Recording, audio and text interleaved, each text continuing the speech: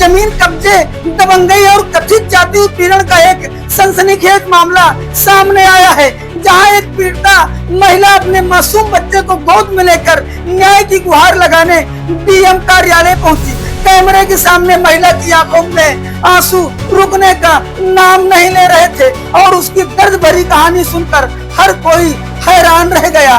पीड़िता जानवी मौर्य का आरोप है कि गांव के दबंग उसकी जमीन पर जबरन कब्जा किए हुए हैं। जब परिवार ने इसका विरोध किया तो उन्हें खुलेआम जान से मार देने की धमकी दी जाने लगी। पीड़िता का आरोप है कि दबंग लोग बंदूक लेकर आते हैं और पूरे परिवार को डराने धमकाने का काम करते हैं। सबसे गंभीर आरोप यह है कि पीड़िता परिवार को कथित तौर पर जात सूचक गालियां दी जाती हैं और आए दिन मारपीट की धमकी दी जाती है। महिला ने कैमरे के सामने रोते हुए कहा कि उसका परिवार लगातार भय और तनाव के माहौल में जी रहा है। भीषण गर्मी के बीच मासूम बच्चे को लेकर डीएम कार्यालय पहुंची पीड़िता की तस्वीरें प्रशासनिक दावों की पोल खोलती नजर आ रही हैं। महिला का कहना है कि उसका पति बाहर रहकर गाड़ी चलाने का काम करता है और उसी का फायदा उठाकर दबंग परिवार उस पर दबाव बना रहे हैं।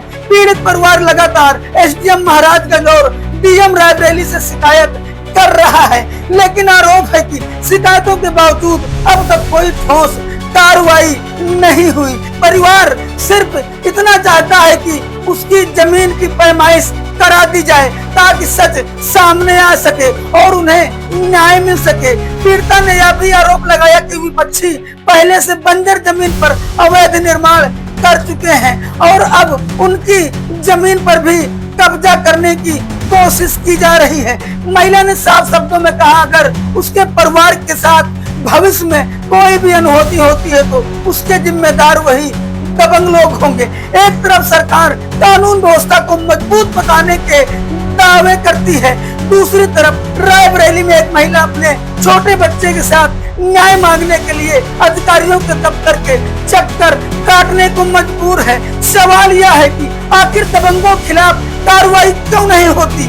क्या गरीब और कमजोर परिवारों को इसी तरह धमकियों के बीच जीना पड़ेगा? क्या प्रशासन सिर्फ शिकायतें लेने तक सीमित रह गया है या पीड़ित परिवार को इंसाफ भी मिलेगा? अब यह मामला सिर्फ जमीन विवाद तक सीमित नहीं रह गया है, बल्कि कानून व्यवस्था, महिला सुरक्षा और सामाजिक न्याय पर भी बड़े सवाल खड़े हो गए हैं। फिलहाल पूरे मामले ने रायबरेली प्रशासन की कार्यप्रणाली पर गंभीर सवाल खड़े कर दिए हैं। अब सबकी नजर प्रशासन की अगली कार्रवाई पर टिकी हुई है। सुनिए पीड़ित महिला का दर्द उसी की जुबानी। हमारा नाम जानवी मौर्य है। कहाँ रहती है?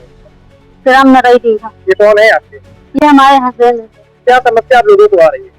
सर कुछ लोग हैं, गुंडे हैं, ठाकुर हैं, वो आके हमको धमकी देते, हमारे हस्बैंड को धमकी देते, मारने की धमकी देते, घर घेरते, बंदूक तक लेके आते हैं हमारे घर में। लोग कहाँ के रहने वाले? ये कहाँ के रहने वाले? वो निवासगंज के हैं सर। तो आप लोग कहाँ रहती हैं? हम भी नरैया में रहते हैं, कभी कभार दिल्ली चले जाते हैं घूमने के लिए इनके साथ। तो क्या जॉब करती है क्या? नहीं जी, हमारे हस्बैंड चलाते हैं टैक्सी। चलाते हैं। हाँ जी। तो क्या किस चीज का मामला है? सर ये खेत का विवाद, वो हमारा खेत लेना चाहते। तो आप लोग ने इसकी सूचना दी? सर हमने सब कहीं सूचना दी है, पुलिस स्टेशन में दिया है, डीएम को दिया है और कई जगहों पे इसी तरह एप्लीकेशन लगाई। क्या कुछ आश्वासन मिला था आपको? नहीं जी, अभी तक कुछ नहीं हुआ। क्या लग रहा है, न्याय मिलेगा आपको? हाँ जी, न्याय मिलेगा आप लोगों को? क्या लगता है? न्याय मुश्किल लग रहा है पर मिलना तो चाहिए। और धमकी देते हैं, हमको भी देते हैं और बोलते हैं यहाँ रहने नहीं देंगे, रायबरेली में नहीं रहने देंगे, पूरे कहीं रहने के लायक।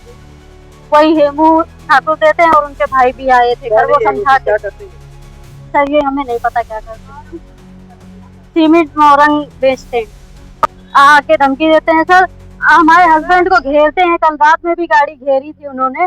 बोले कुछ लोग जो भैया लोग बैठे थे उसमें, उनको बोले इनका नाम लेके, बोले ये कहाँ है, इनका नाम लेके, बोले वो नहीं है। बोले क्यों ढूंढ रहे हैं उनको, बोले हमको उनको मारना है।